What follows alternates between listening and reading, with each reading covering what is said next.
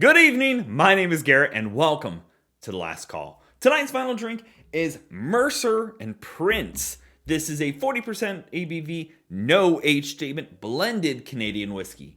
Now, this is actually a celebrity brand done by APRocky, recently started up his company for this, and I don't know, there was just something so unique about this bottle, I had to buy it. I tend to like Canadian whiskeys from time to time, and they tend to get a bad rap, so I definitely wanted to give this one a fair shake. But there's some things we got to talk about. First of all, let's talk about this bottle. This is a cool looking bottle. I will give this some props on marketing because boy, oh boy, that is cool looking. And they actually made the label that it can be stored sideways. I wouldn't trust it to store sideways because I don't trust a screw cap, a glue cap, anything to... I don't trust that. But I think it's a cool idea.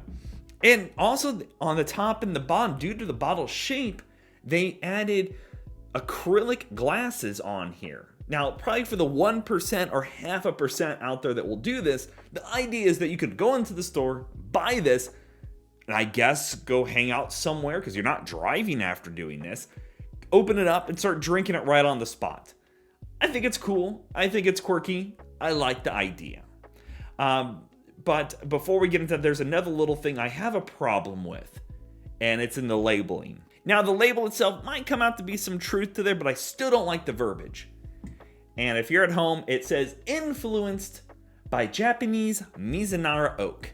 It says that on the front, it says that on the back, it says it on their website, and it says it on reservebar.com. Nowhere can I find that this actually has any influence from Japanese Mizunara, besides maybe the taste of it. Japanese Mizunara was not used in this from anywhere I can read. Even on the website is very much a marketing speak because it says this was aged for a minimum of 4 years in American white oak, ex-bourbon, to bring out the sweet aromas, and influence with Japanese Mizunara oak, achieving a profile of unparalleled smoothness that is richer and more robust than other leading Canadian whiskeys. But nowhere can I find that this was actually done with anything with Mizunara besides that line.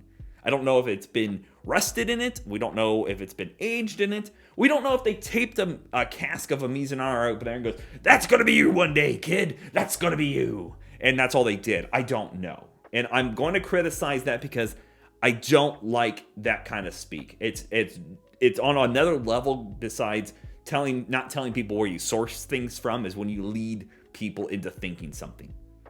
Now that I'm off my soapbox, let's actually try the whiskey inside. As always, we're going to be trying it 2 different ways. First way, neat, no ice, no water. Second way, we'll try it with a touch of water, see if anything changes up. You never know. Canadian whiskeys can go flat with a little bit of water, but we do it anyways for science. And again, I will give them, the marketing team, mad props on this bottle idea because this is cool. It is just an acrylic plastic glass, but it's got a little bit thicker bottom to it, so it's got a little weight to it. It's cool. And again, I love the shape of the bottle. So, while it doesn't sway me, whoa, that just came right off. Doesn't sway me one way or the other. It's kind of cool. And obviously, being able to be stored sideways, we're not going to criticize them on corks because screw cap's going to be the way to go. I love the color. Nice dark color. It is blended, so, keep that in mind too. I mean, that is Coca-Cola dark caramel. That is some dark caramel. So, as always, let's go for some notes. Okay. So, the 2 times I've had Japanese Mizunara, one has been in the Deward's Japanese Smooth, and one has been in a Cognac Park Borderie. And both of those times, I tend to get some beautiful light, almost sandalwood lightness to it. I'm not really getting that on the nose, but I am getting I'm getting like a cherry cola nose. It is different than an average Canadian whiskey. I will give it that credit. It's very sweet. but sweet like candy sweetness. There's a candy out there, and I cannot think of it right now. But you get a little bit of vanilla. You don't get much of an oak or a wood note in there. But it's almost sweet tart candy. I think that's what it is. I think it's sweet tarts.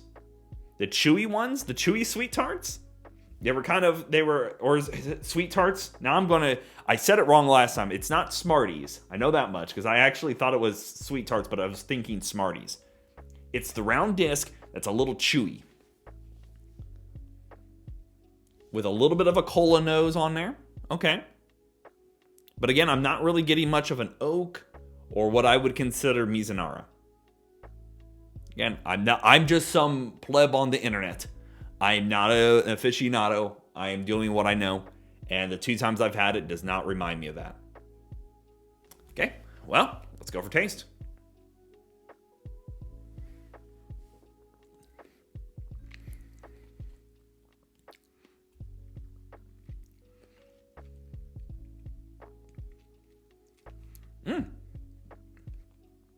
Very sweet. Get that bit of caramel in there. It's got like a baked apple. They say, and I've seen it on the website, but that does come across. It's kind of an apple sweetness in there, like almost not quite apple pie, but there is an apple note in there. But it's not like freshly squeezed apples or apple juice, but it almost has a baked kind of a spice with apple. There is something in the finish here, and it's not quite metallic, but there is a weird note there at the end, and I don't know what it is. Let's go for another sip.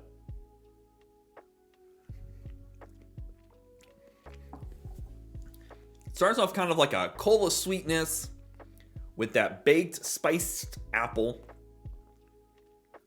There is an oakish note and taste in there, but I don't know if I would. Again, I'm not going to say it's Mizunara at all.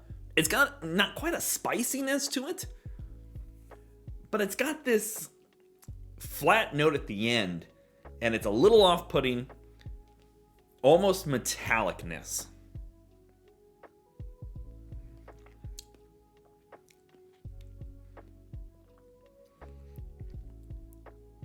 I mean, it's not bad. It's not what I was expecting. I really wasn't going to... I didn't know what to come in here thinking. I haven't had Canadians, especially new Canadians, come to the market in a while.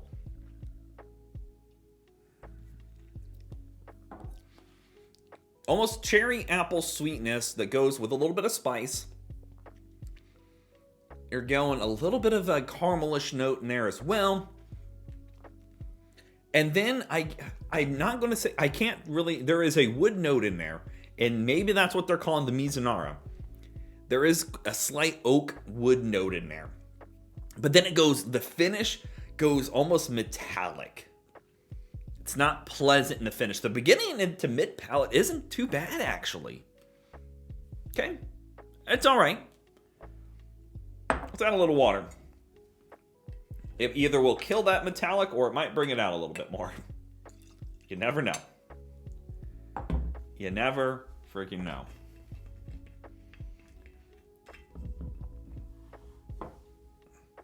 I was considering, depending on how it tasted, going with raw, get some ice and put it on ice, but ice is normally just going to mellow things out to a point that it's, not really for review purposes. Like, you can throw anything on ice and it usually either goes good or goes super bad. Just because it's on ice. You're watering it down to such a point that really isn't going to bring out a lot of different flavors to it. Well, let's see how this one goes. Oh, yeah. That baked apple sweetness does come out more. Yeah, that's actually quite nice. And here, you're still getting a lot of those. I'm still getting that caramel, still getting a bit of spice in there. But here, that baked apple is right to the front. ABV does show up just a little bit. but not offensively. Okay, let's go for taste. Oh, yeah.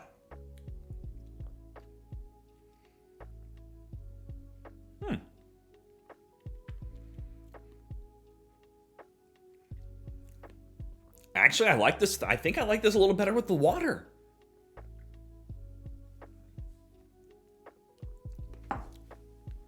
That baked apple sweetness comes right from the get-go. Really jumps up to the forefront here. Really just carries it very well. That metallic in the finish that I was getting has kind of gone away. You still get a bit of spice. I'm not getting any oak on this one. I can't give it a pass on that. I'm not really getting that, but I'm getting some nice apple sweetness that is very much like a baked apple. Like if you've had, again, not apple pie, but if you've ever had like cooked apples on something, like on pork chops or any kind of meat, it's got that kind of concept to it. The caramel that's there is nice. The spice that it does have in the water version is decent.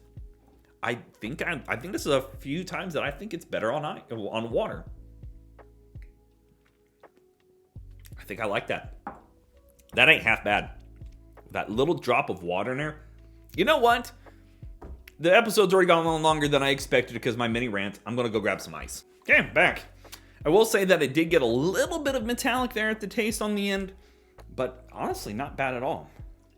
And I'll even use your glass.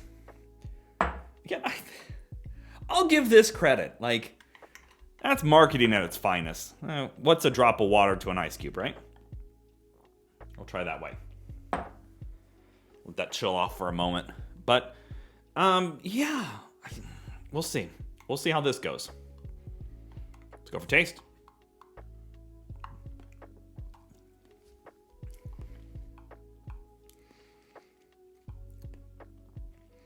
I don't like it as much. Actually, that little bit of water was really freaking good. Here it goes very mute. Very, very flat. You get a little bit of spice. And the spice that you do get throughout this time has been like almost cinnamon-like. A little bit. Let's go for another taste.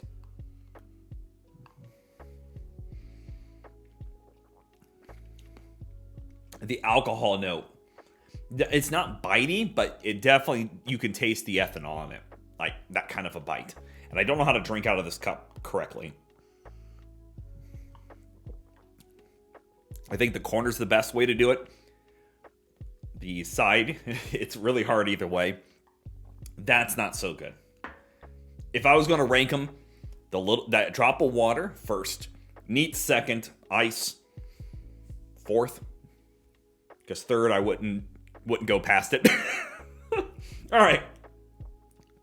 Let's talk about market price, because we all know market price is market price, and it's always going to vary. This costs at $32. You can buy it from their website, which I will link down below if you are interested. And you can buy it through flavyard.com. Do note this. Both websites offer free shipping to a lot of locations.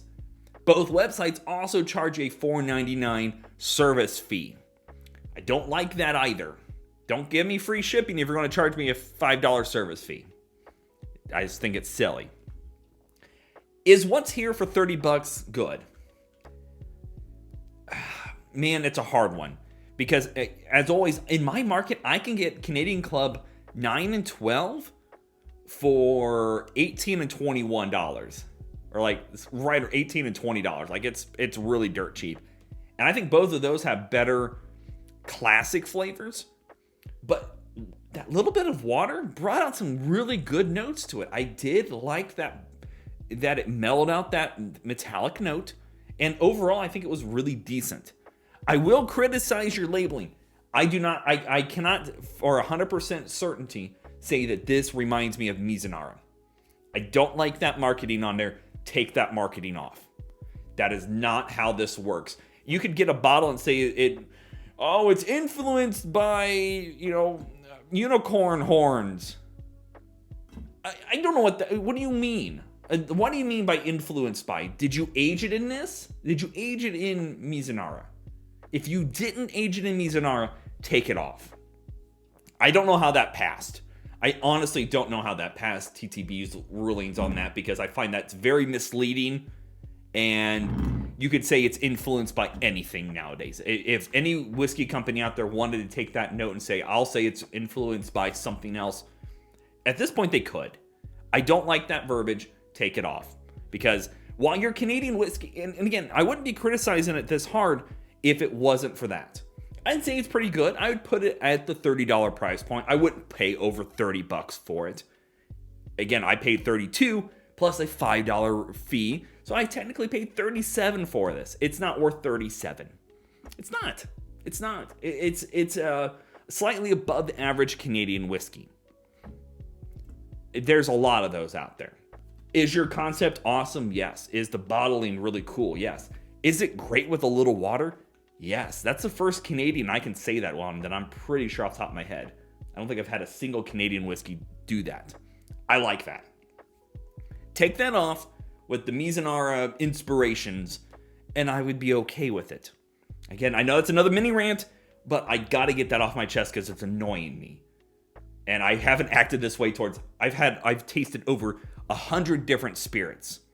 And this is the first time I've had to have a rant like this. And I hope I never have to have another one. So yeah, there you have it. Mercer and Prince. If you have any questions about the bottle itself, let me know down in the comment section below. I will do my best to answer it. And if you have any specific spirits I should go looking for, also let me know down below. I'm always on the hunt for something unique and decent to try. And as always, may your last drink of the night be the best one.